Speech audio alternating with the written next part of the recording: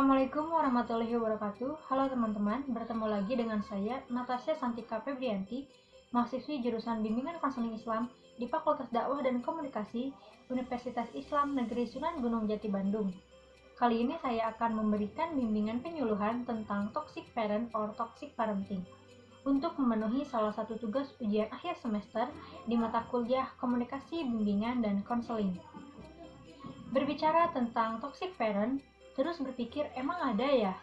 Lebih tepatnya dalam parenting. Parenting dalam gaya atau cara pengasuhannya, kalau saya bilang orang tua punya niat jahat sama anaknya, itu pasti kayaknya bisa dihitung jari ya. Nggak mungkin ada niat untuk menjadi toksik bagi anaknya. Cuma, terkadang pengasuhannya yang tidak tepat pada tujuannya bisa menjadi pemicu hadirnya masalah ini. Yang pertama, harus kita tahu dulu apa itu toxic parent atau toxic parenting. Toxic parent. Toxic parent merupakan orang tua yang melakukan tindakan-tindakan tertentu tanpa sadar dapat membebani psikologis anak. Orang tua yang menjadi racun atau toksik dapat mengakibatkan luka psikologis atau luka pengasuhan pada anak, baik sekarang maupun di masa depan nanti. Adapun dengan toxic parenting merupakan pola pengasuhan yang keliru dan tanpa sadar dapat melukai psikologis anak. Pola pengasuhan tersebut kerap dilakukan oleh orang tua yang umumnya kasar, tidak dewasa. Biasanya orang tua yang seperti ini juga mengalami toxic parenting atau pola pengasuhan yang keliru dari orang tuanya dulu. Namun, toxic parenting dapat juga dilakukan oleh orang tua yang normal tanpa sadar menjadi racun bagi psikologis anaknya. Hal ini disebabkan oleh keadaan orang tua yang memiliki gangguan tekanan secara mental yang kemudian melampiaskannya kepada sang anak dengan mengambil kendali atas hak anak untuk mendorong atau memaksakan kehendak yang menurut perspektifnya dianggap baik, namun dapat memberatkan kondisi psikologi sang anak dan perilaku atas hal ini dapat dikatakan negatif. Siapa sih yang gak mau punya orang tua yang selalu mendukung anaknya, yang gak pernah melarang, yang memberikan kebebasan untuk memilih jalan hidupnya, dan juga memfasilitasi setiap kebutuhan apapun yang ada. Tapi sayangnya, untuk mendapatkan orang tua yang seperti itu yang memberikan restu dalam setiap keputusan anaknya itu nggak mudah loh teman-teman. Karena setiap orang tua itu berbeda-beda, memiliki cara dan karakteristik masing-masing untuk mendidik anaknya. Walaupun disebut sebagai toksik, sebenarnya hal itu terjadi karena kekeliruan dari segi cara dan penyampaian dalam mendidik. Karena bagaimanapun, sebagai orang tua akan selalu menginginkan yang terbaik bagi anaknya. Hal yang tak bisa kita pilih dalam hidup ini adalah takdir dalam memilih dilahirkan dari orang tua yang seperti apa dan bagaimana. Tetapi kita bisa memilih untuk menjadi orang tua yang seperti apa di masa depan nanti untuk anak kita kelak.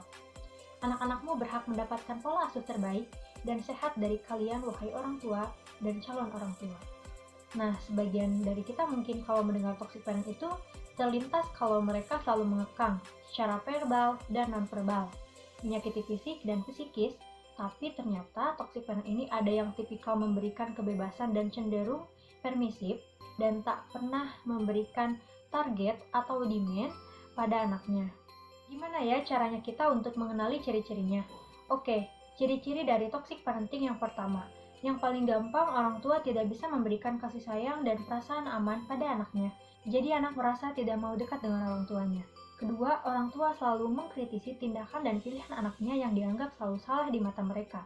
Ketiga, orang tua melarang anaknya untuk mengekspresikan emosi negatif, gak boleh sedih, gak boleh marah, pokoknya harus selalu positif dan happy.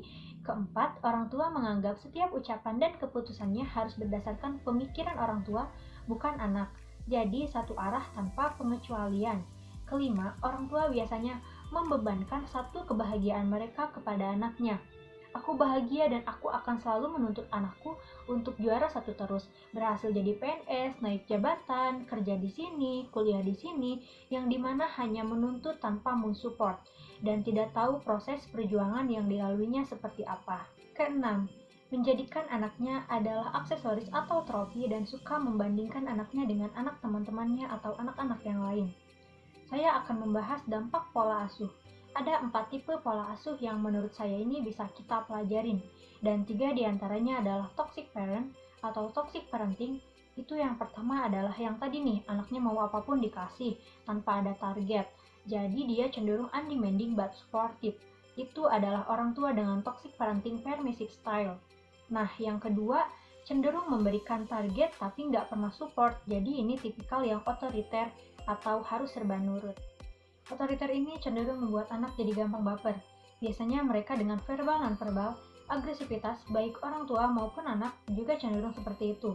Nah, ketiga adalah style yang cenderung acuh atau bodo amat, terserah dan nggak pernah ada target. Jadi kayak undemanding and supportive gitu. Jadi mau apapun anaknya silahkan. Lalu sebaiknya seperti apa pola asuh orang tua itu? Pola asuh yang sulit, tapi kalau bisa di setiap orang tua harus punya demand atau target. Arahan terhadap pilihan hidup anak harus diberikan karena orang tua sudah pernah menjalani hidup ini. Tapi mereka harus bisa mensupport tidak hanya secara materi tapi juga non-materi. Contoh dari non-materi ini seperti pujian, dukungan, atau sekedar anak-anak butuh tempat untuk bercerita. Apresiasi yang sifatnya non-materi ini bisa membuat anak merasa tumbuh dan berkembang dalam hidupnya.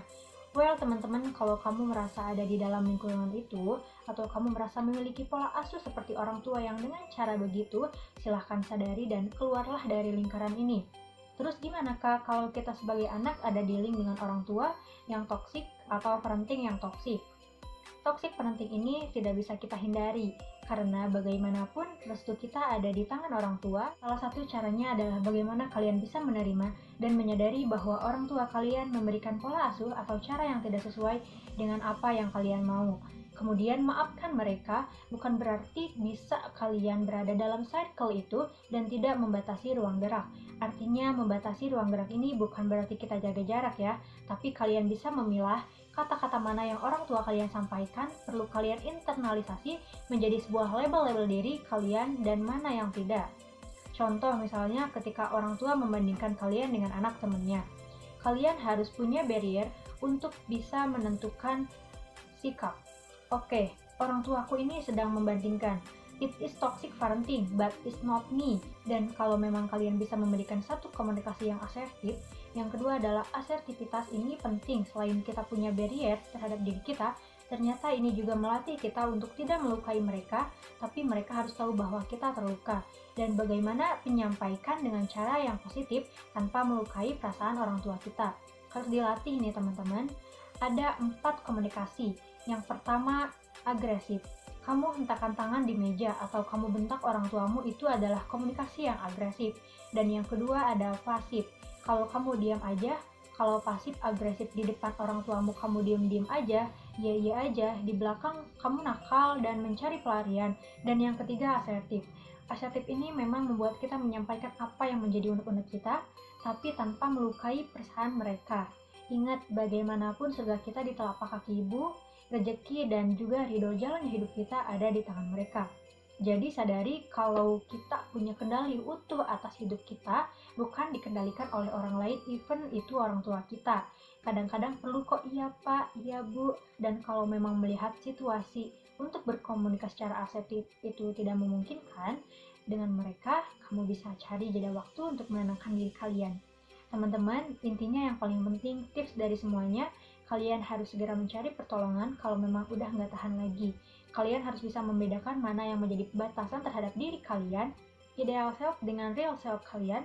Jadi sebenarnya kadang-kadang toxic parenting ini menjadikan kita punya konsep ideal sebagai manusia, dan ini membuat kita enggak sehat secara mental. Kalau memang kita merasa terganggu dengan itu, sebaiknya teman-teman segeralah datang ke terapi profesional. Akhirnya kita sudah berada di akhir pembahasan.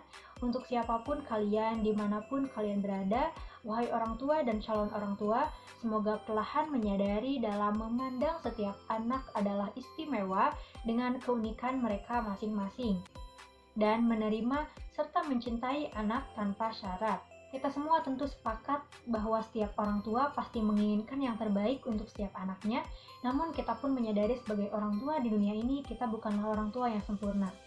Saya Natasha Santika Febrianti, pamit undur diri. Stay safe and keep healthy semuanya. Wassalamualaikum warahmatullahi wabarakatuh.